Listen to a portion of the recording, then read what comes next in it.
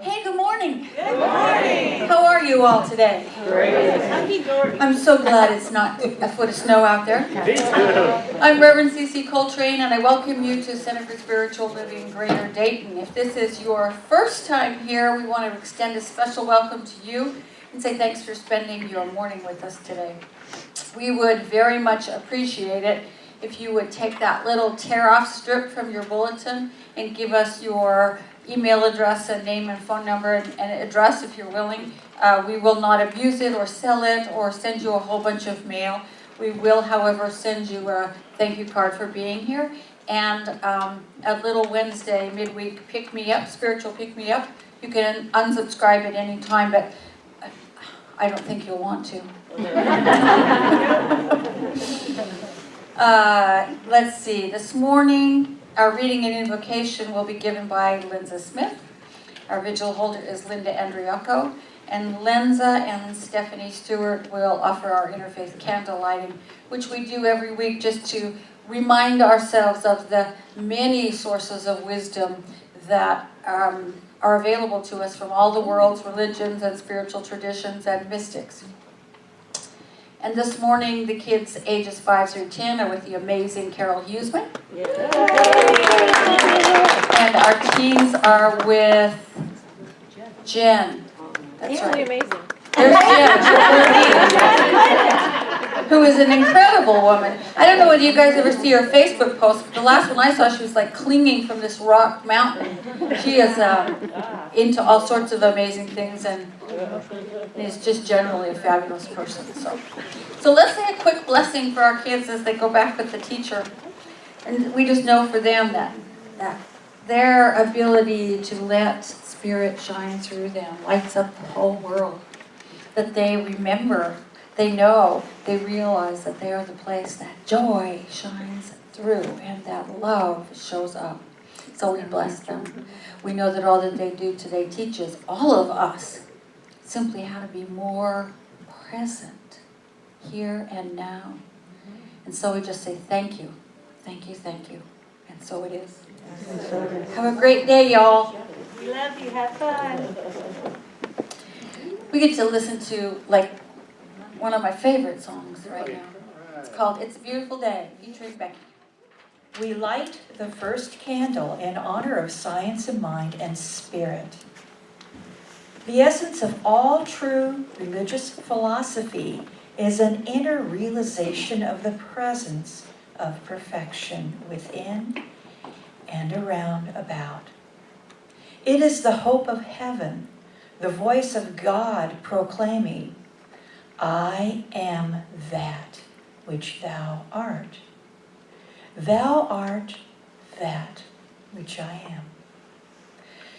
We light the second candle in honor of Hinduism.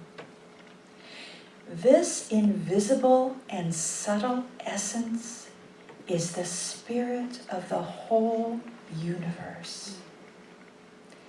That is reality. That is truth. And you are that.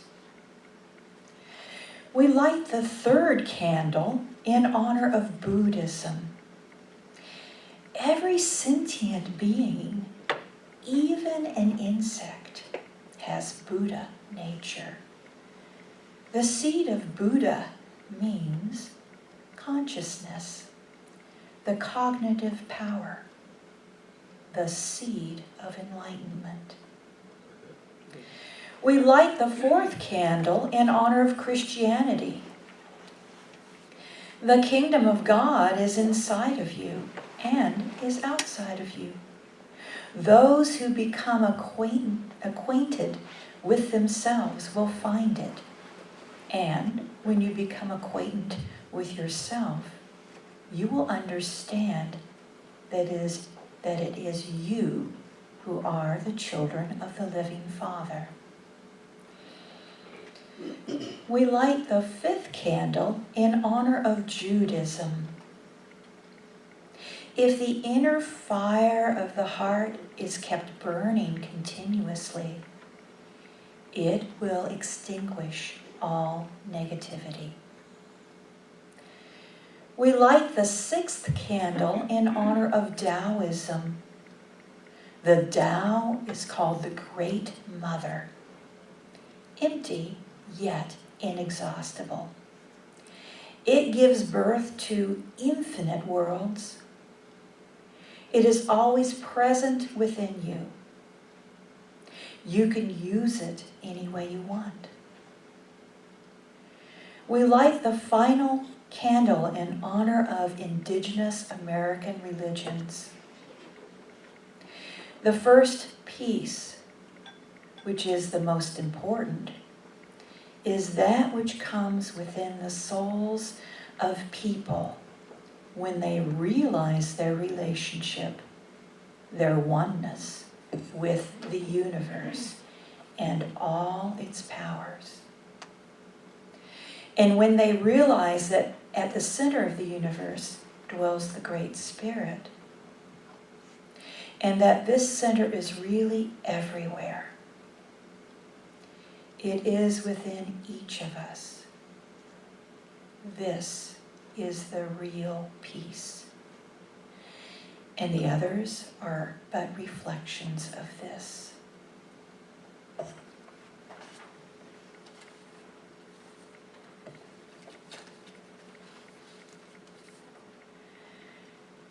Today's reading comes from Living the Science of Mind by Ernest Holmes.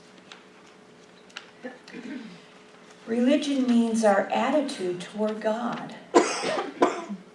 the communion of the soul with this overpresence, which is a natural act. To feel that a presence greater than we are is guiding us is normal.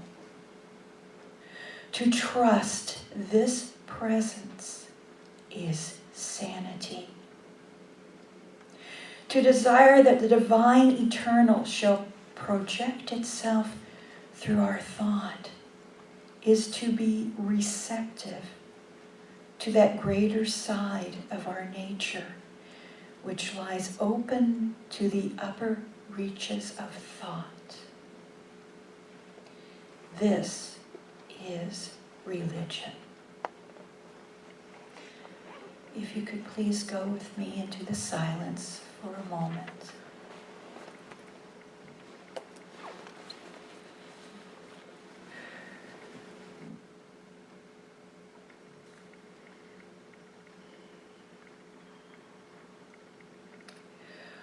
Oh, what a truly beautiful, blessed day this is.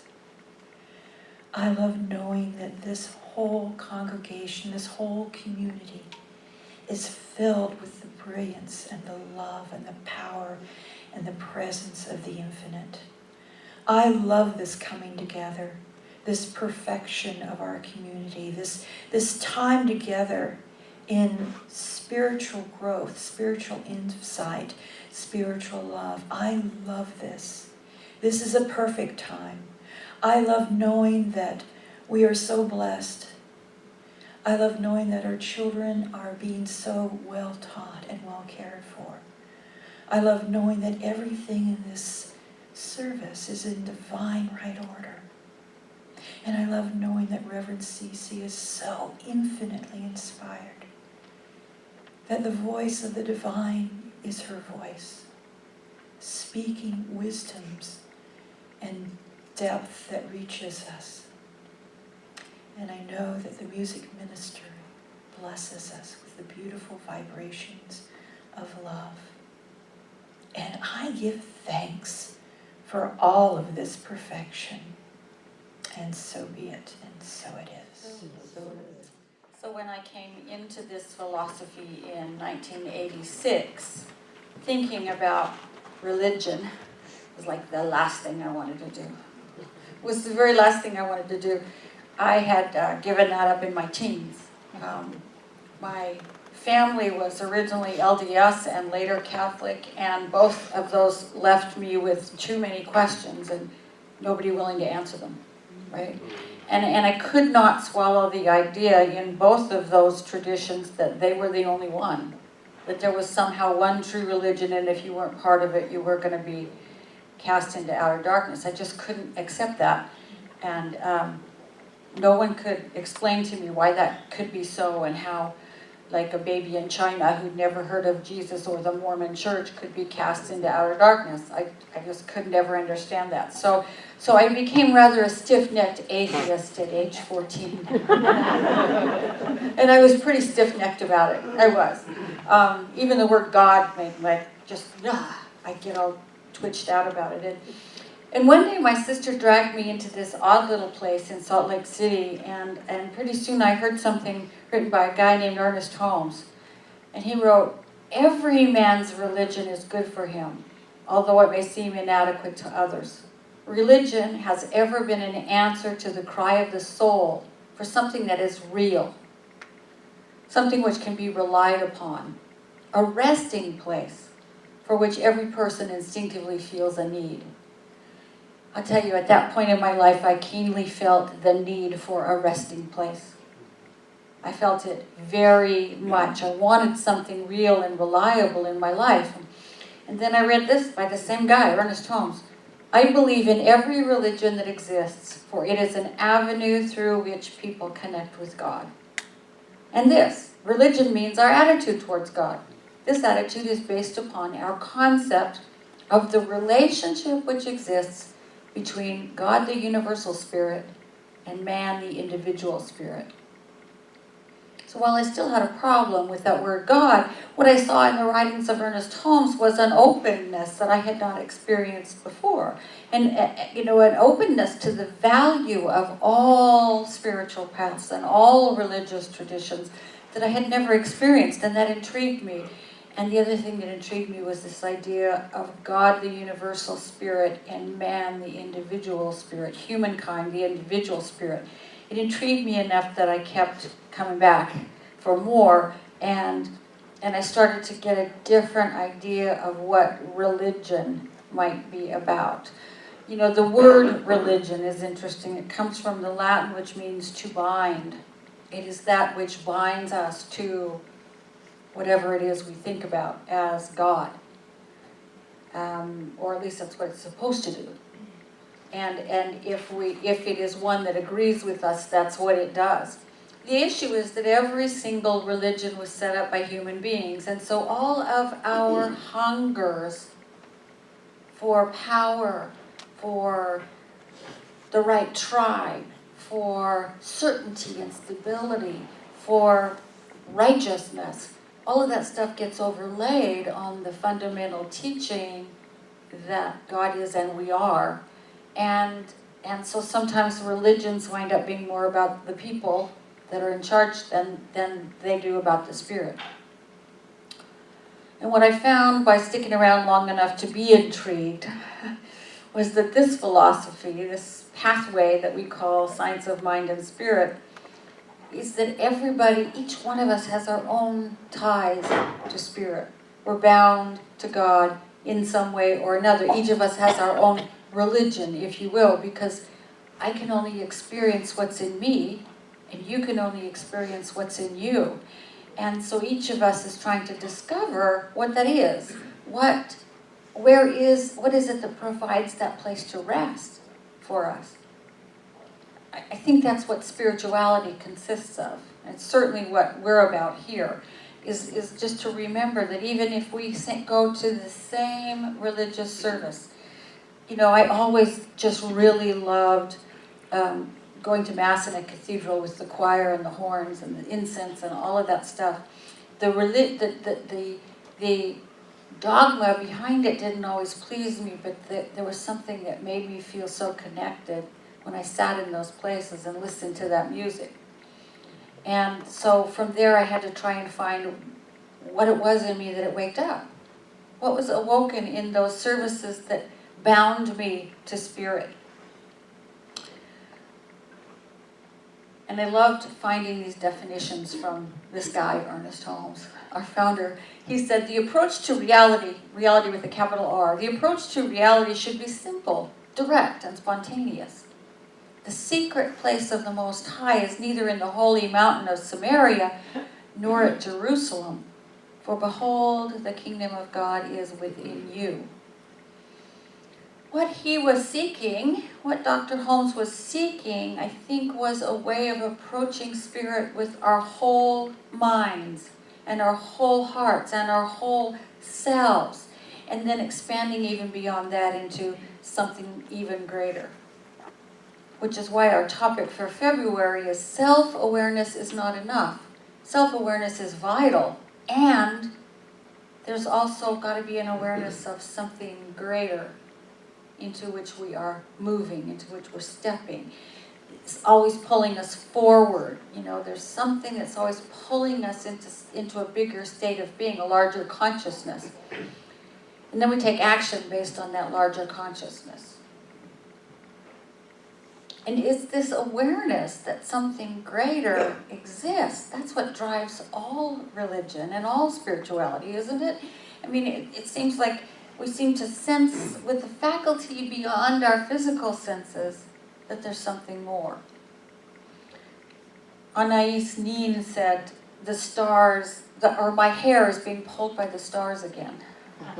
I love that. My hair is being pulled by the stars. And that's kind of what it feels like when we have this sense within that there's something bigger that we ought to be being, that we ought to be living from, that we ought to be doing. It's something trying to get our attention, and it's at once out in the stars and right here. It's our awareness of that we are here to develop, I think. It's that which the mystics of all ages, from the Eleusinian mysteries to Eckhart Tolle, all point us to.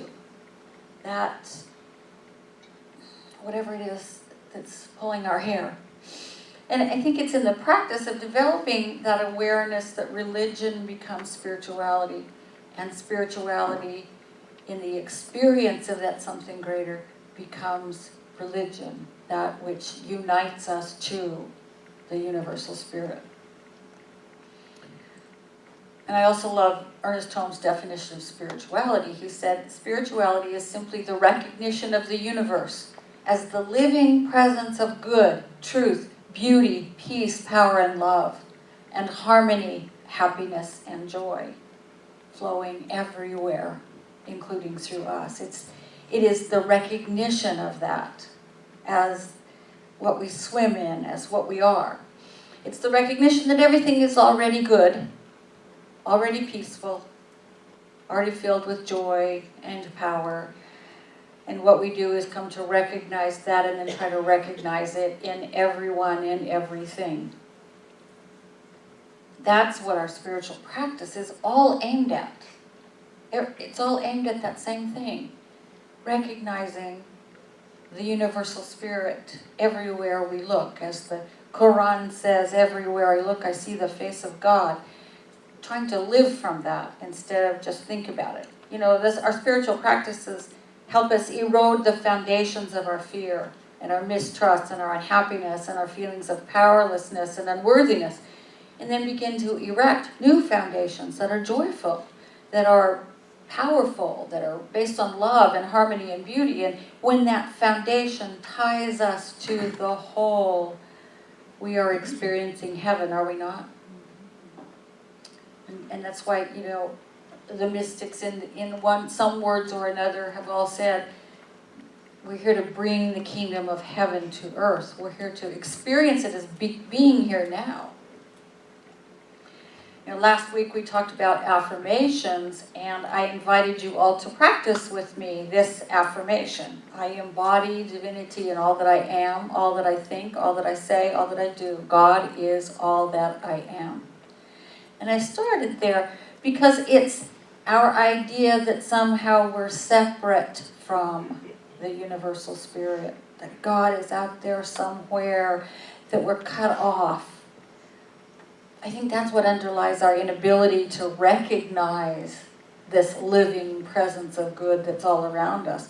So I think that's a great place to start, is simply to remember that we are in the middle of all of that we are that. We begin by remembering we are embodiments of that. Our other practices help us to to really strengthen that belief. Meditation, for example. Meditation is about paying attention to not the computer inside our heads whose job is to churn out thoughts, useless thoughts mostly, inane thoughts sometimes, horror movie thoughts, idle thoughts, fanciful thoughts, hateful thoughts. Its job is to create thoughts. In meditation, we learn to pay attention to what it is that's watching these thoughts be spun out, right? This awareness that just watches ourselves think and says, interesting, but not worth the energy to follow up. That's what most of those thoughts are, right? They're simply not worth the energy of chasing.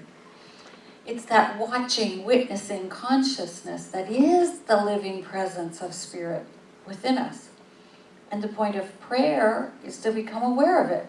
And then of the fact that we're one with it. And then to realize that because we're one with it, the universe of good that we're seeking is already here in existence right now.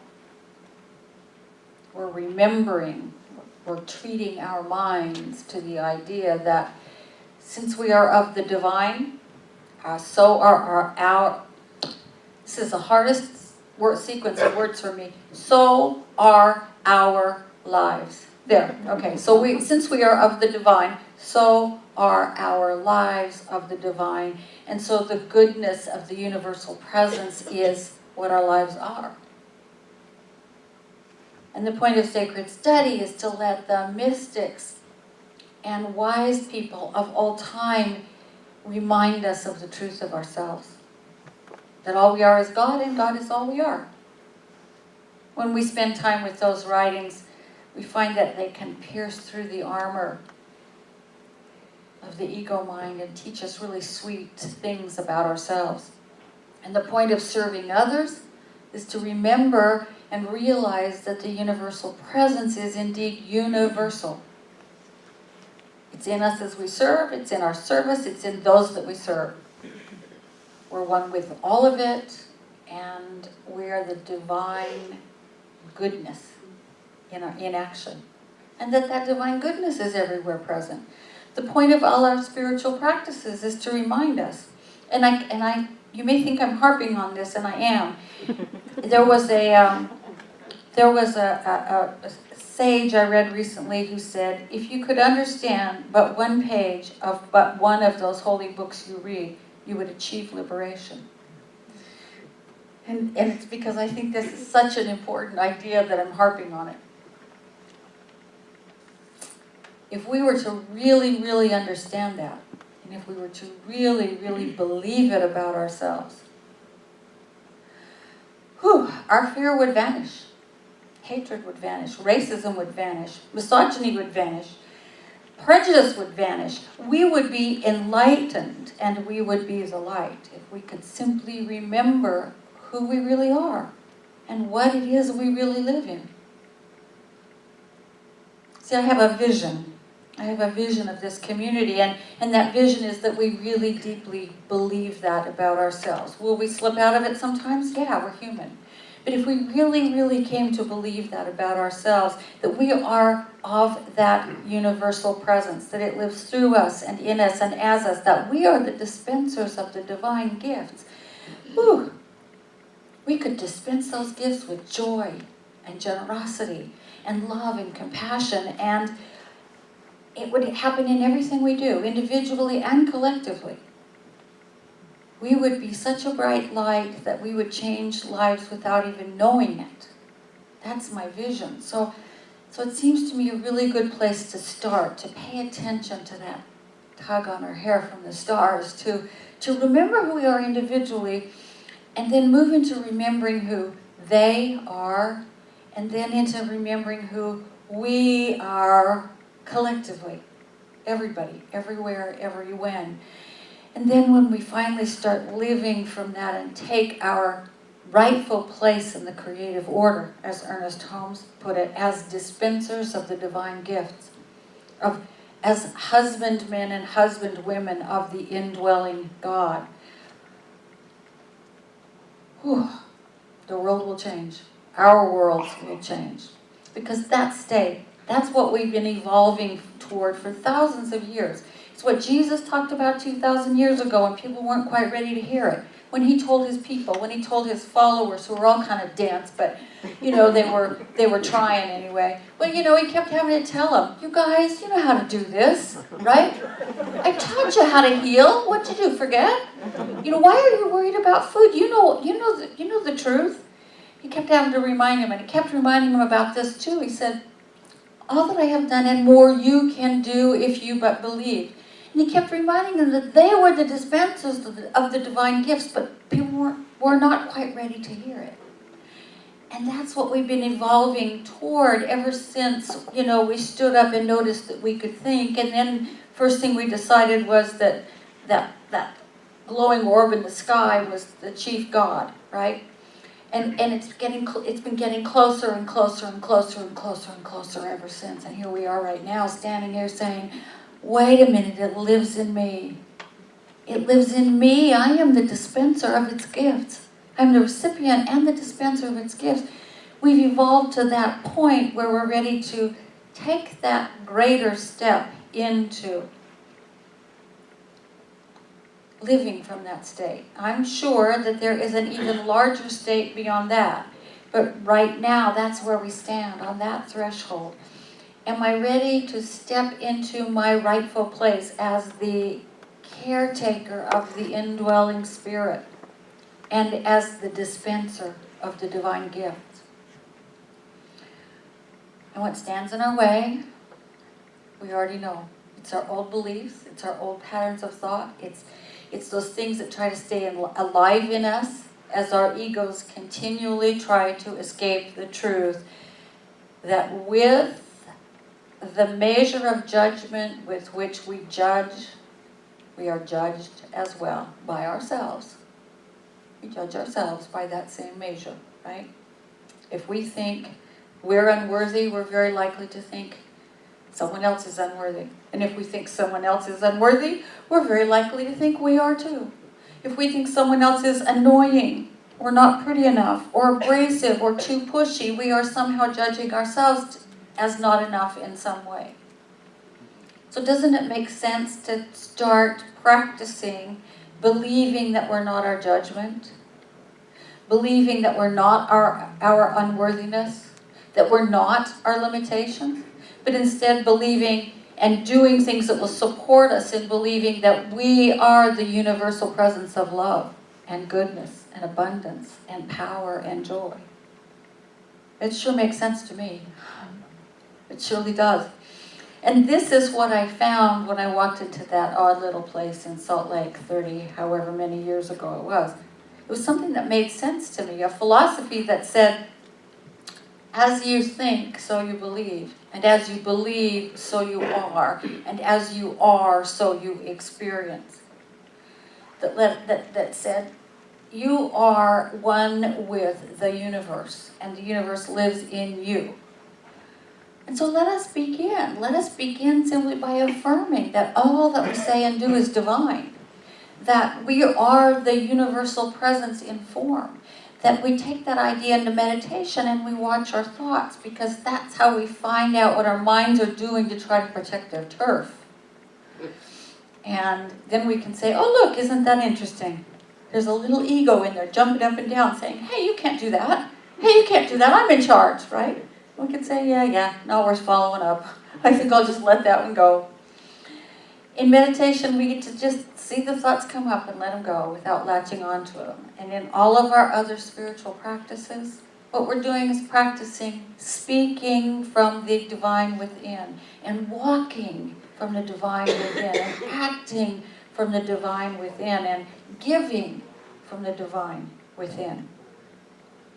And over time, that becomes our religion, that which ties us to this greater beingness. That God within us that ties us to the God everywhere.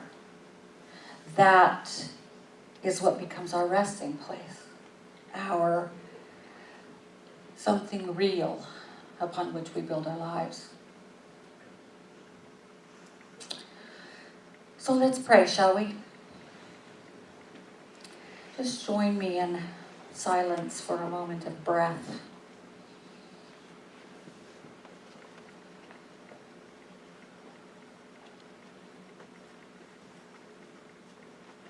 How easy it is to experience this miracle because it's as close as our breath. We don't breathe ourselves very often. We are breathed.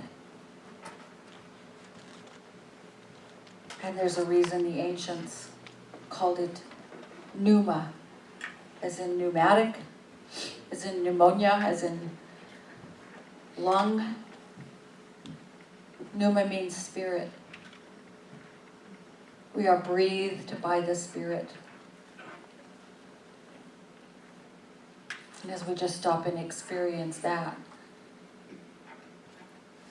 I remember that this Spirit, this wind, this breath is present right here where I am.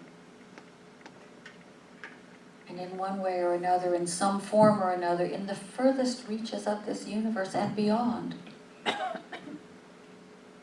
It is the breath of Spirit that continues to expand outward at the edges of the universe, creating time and space and expanding into it and filling it with itself. And it is Spirit that holds the individual cells of my body together and the individual atoms of those cells together. And the planet, Earth, in its orbit around the sun, and the sun at just the right distance from the earth to allow life. And the sun and its planets just in the right place in this galaxy, and this galaxy in just the right place in this universe, and on and on and on forever. There is an energy and a power and a love and a wisdom present everywhere. In us and as us and through us, and we have come to the point where we can be conscious of that, where we can be conscious that there is not only this clamoring self with a small s inside us, but there is this capital S self that is watching and witnessing and lying in repose, in peaceful, powerful repose. They're always to remind us of who we really are. They're always to remind us and to urge us to step forward, to be the place those gifts are received and dispensed, to be the place the divine energy is made manifest. So we just listen to that wise presence that is right within us. And we remember. And then we speak and think and act from that place of remembering, from that place of connection, from that place of oneness with the all that is. And so what I know for each one of us is that we come to believe truly that we are that place. We are the gentle caretaker of the flame of divinity within ourselves and in those that we are interacting with. We are the dispensers of the divine gifts and the recipients of others dispensing. That we are inexplicably and inextricably bound together as one with all that is. And that what is there is good, is whole, is filled with joy and peace and harmony and power and love. And our lives begin to sparkle and our lives begin to glow. And we begin to be deeper and wider and fuller human beings. And yet we say yes to stepping over that threshold into whatever it is that comes next. Whatever it looks like. Whatever it is that the stars are pulling our hair and leading us towards. I know this is the truth about us and about our community. That we glow so brightly, we change lives and we don't even know we're doing it. We simply do it because of who we have allowed ourselves to become. And for this I give great thanks. And I turn my awareness right now to our sister centers in Kenya, Center for Spiritual Living Kenya, knowing that they too are filled with this light and this love and this power and this beauty, and they are experiencing growth and support and connection like they've never experienced before. That CSL Kenya, Center for Spiritual Living Kenya, is a place that draws people in because of the light they shine. And I know the same is true of the Center for Spiritual Living in Winnipeg. They too are growing and prospering. That they too are becoming a powerful force in their community. That they too are drawing simply by being the light. And so for our center here in Dayton, and for these centers in Kenya and in Winnipeg, I know that the presence of God is here and acknowledged by each of us, and that the presence of God lives in each one. And that all of us come together in order to create that bright, bright light. And then in doing so, we are the universal presence in the flesh. And so giving great thanks for our time together this morning and for this opportunity simply to remember the truth of our being. I say thank you. And in deep gratitude, I simply let these words go. I know that that universal power and presence has already said yes. Yes, my beloveds, yes. So letting go, we say together, and so it is.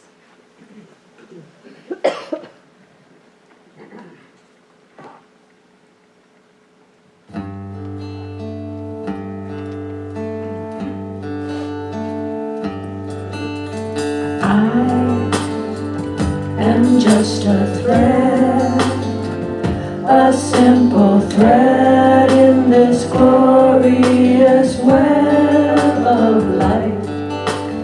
We are all just drops within a stream flowing towards an ocean of light. We may forget where we come from. We may forget where we're going.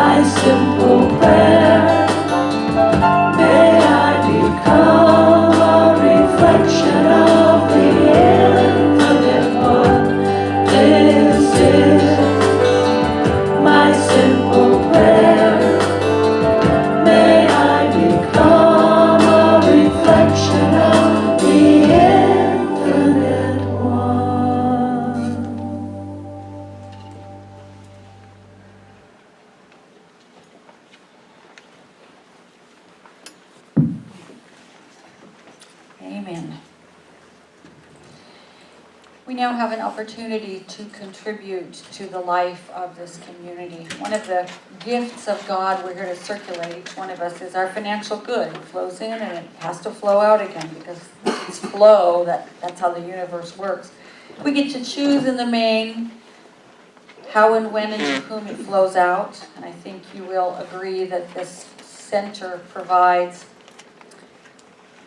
support in opening to the flow and in choosing more consciously. So I hope you will support the center with generosity. And please affirm with me, I know the activity of abundance. I know the activity of abundance In my life and in this center. in my life and in this center. I give and receive generously. I give and receive generously From this flow of good. from this flow of good. And so it is. And so it is.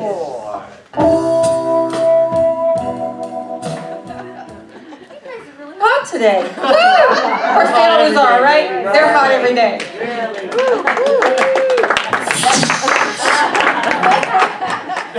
Oh, before we finish up, I have a question for you, first of all. You know, a couple of weeks ago when we had those discussion groups, a couple of groups brought up the fact that it would be nice to be able to put names with faces and faces with names. And we happen to have a congregant who works for Life Touch Photography, and we can set up a date to create photographs for a directory which can be accessed either in hard copy or even on your cell phone, which is really cool. So she promises it will not be like the last time when we were supposed to have 2 photographers and they cut us down to 1 at the last minute and we all stood around for like hours. She says, no, it won't be like that at all. So my question to you is that something you would like to participate in? If so, just give me a quick... Yeah. Oh, good. All right, good. So that's good. It will be easy. We'll give you lots of notice. We'll make it as easy as we possibly can. And also, is she here? No. Sherry? Cheryl. She's not here. I'll wait till next week. I was going to say thank you to her. We have lots of people to thank, and she just happened to come up top on the list. But there is somebody else that I can thank in the meantime, and that is, have you noticed, if you haven't been in the social hall, you ought to go in there, but if you just notice the beautiful little displays and change in colors and all that's happening around here, Jane Robinson is behind all that. Genius. Thank you, Jane. Thank you, Jane. It's beautiful. It is always, and she's got like 3 holidays mixed together in the social hall, and it works so well. There's Valentine's Day and Mardi Gras and Easter, and it's gorgeous. So you're amazing. Thank you. Thank you, thank you. Let me say there's others who help. There are others who help, but you're the genius behind it. So. Yeah. It's my day job. She's Tom Brady. Oh, yeah. Every day, every week, I mention our spiritual practitioners as well, and their willingness to pray with you after service. They are the ones in the teal or white prayer stoles, and you can just walk up to them and say, I'd like prayer. If there's something that you're having difficulty with, they are really skilled at seeing the spiritual truth, the highest and the best and the most wonderful in that, and they love to spend a moment with you in prayer. Some of the other things they do, I'm trying to tell you about as well, and one of those things is they teach classes. And we have 3 great classes coming up in the next couple of weeks. Foundations of Science of Mind on Tuesday evenings. Essential Ernest Holmes, that guy I kept talking about, on Mondays. And Prosperity Plus on Thursdays. Becky Victor will facilitate Foundations and Essential Ernest, and Jerry Blumgold will facilitate Prosperity Plus. All of these classes are great opportunities to better embody what it is that you believe and to better figure out what stands in the way between you and a recognition of your own goodness and joy. So there's sign-up sheets for all of those classes right over there.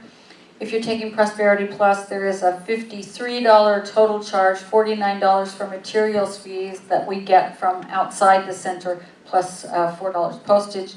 Then that's due by next Sunday, the 11th of February, because we have to order those kits in from California and get them here in time. So please sign up over on the bulletin board over there. If you are new or newish, please plan to join me next Sunday after service for Rap with the Rev, which is just a little informal gathering for us to get to know each other and for us to explore what it is that you are seeking and what the center might be able to do for you. You will see in your bulletin flyers about all of these classes and Rap with the Rev and all of it. So take a look there and take a look at the very last page of the bulletin, the one that says calendar, I think. Yes. And it'll tell you everything that's going on around here. I am trying to set some dates for some short courses, one in mindfulness meditation and the other in sacred study. That's what's come up so far. And there's so much going on, I'm having a hard time finding a night with a room available that works for me. So I will keep you apprised on those two things. There's a lot happening.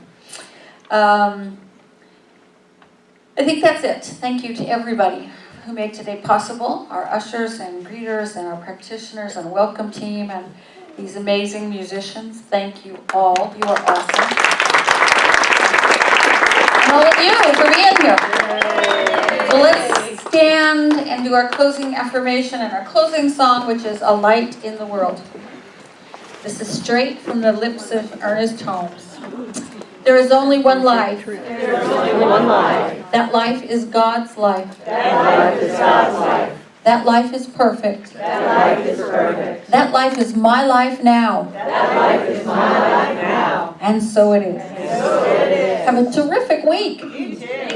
One, two, a one and a two and a.